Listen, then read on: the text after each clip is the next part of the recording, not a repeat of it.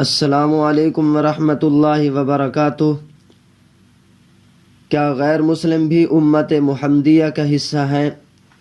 امت محمدیہ یعنی حضور اقدس صلی اللہ علیہ وسلم کی امت سے کیا مراد ہے؟ اور کیا یہود و نصارہ اور دیگر تمام غیر مسلم بھی حضور اقدس صلی اللہ علیہ وسلم کی امت کا حصہ ہیں؟ یہ بات واضح رہے کہ امت کی دو اقسام ہیں۔ حضور اقدس صلی اللہ علیہ وسلم قیامت تک آنے والے تمام انسانوں اور جنات کے لیے مبعوث فرمائے گئے ہیں۔ یوں قیامت تک آنے والے تمام انسان اور جنات حضور اقدس صلی اللہ علیہ وسلم کی امت میں شامل ہو جاتے ہیں۔ پھر یہ سارے انسان اور جنات دو گروہوں میں تقسیم ہو جاتے ہیں۔ ایک گروہ حضور اقدس صلی اللہ علیہ وسلم پر ایمان لا کر ان کے دین کو قبول کر لیتا ہے، جبکہ دوسرا گروہ منکر ہو جاتا ہے۔ یوں حضور اقدس صلی اللہ علیہ وسلم کی امت دو حصوں میں تقسیم ہو جاتی ہے: امت اجابت، امت دعوت۔ امت اجابت، اس سے مراد قیامت تک آنے والے وہ تمام لوگ ہیں جو حضور اقدس صلی اللہ علیہ وسلم پر ایمان لائے اور ان کے دین اسلام کی پیروی کی، یعنی اس سے مراد صرف مسلمان ہیں۔ یہی حقیقی اور اصل امت ہیں۔ امت دعوت، اس سے مراد قیامت تک آنے والے وہ تمام لوگ ہیں جو حضور اقدس صلی اللہ علیہ وسلم پر ایمان نہیں لائے اور نہ ہی ان کے دین اسلام کو قبول کیا، یعنی اس سے یہود و نصارہ سمیت تمام غیر مسلم مراد ہیں۔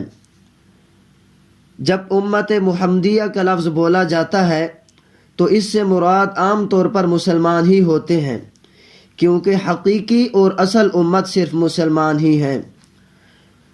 مسلمانوں کے علاوہ یہود و نصارہ سمیت تمام غیر مسلم پر بھی امت کا اطلاق ہوتا ہے، کیونکہ وہ امت دعوت میں داخل ہونے کے اعتبار سے حضور اقدس صلی اللہ علیہ وسلم کی امت میں شامل ہیں۔ واضح رہے کہ حضور اقدس صلی اللہ علیہ وسلم کے مبارک زمانے سے لے کر قیامت تک آنے والے وہ تمام یہود و نصارہ اور دیگر غیر مسلم جو حضور اقدس صلی اللہ علیہ وسلم پر ایمان نہیں لائے، وہ سب امت دعوت میں داخل ہیں۔ امت اجابت میں مسلمان انسانوں کی طرح مسلمان جنات بھی ہیں، اسی طرح امت دعوت میں غیر مسلم انسانوں کی طرح غیر مسلم جنات بھی داخل ہیں۔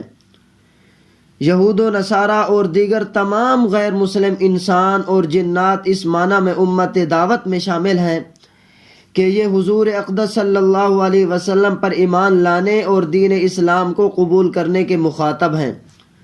انہیں اس کا حکم ہے، اس دین کو قبول کرنے کی دعوت ان کی طرف متوجہ ہے، اور حضور اقدس صلی اللہ علیہ وسلم ان کی طرف مبعوث ہوئے ہیں۔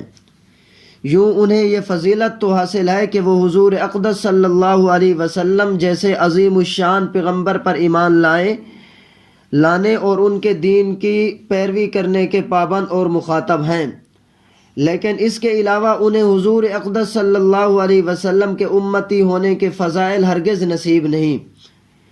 اس لیے یہ یہود و نصارہ سمیت تمام غیر مسلم انسان اور جنات ایمان لا کر امت اجابت جیسی اصل اور حقیقی امت کے حصہ بن سکتے ہیں، اور انہیں حضور اقدس صلی اللہ علیہ وسلم کے امتی ہونے کے تمام فضائل و برکات اور فوائد نصیب ہو سکتے ہیں۔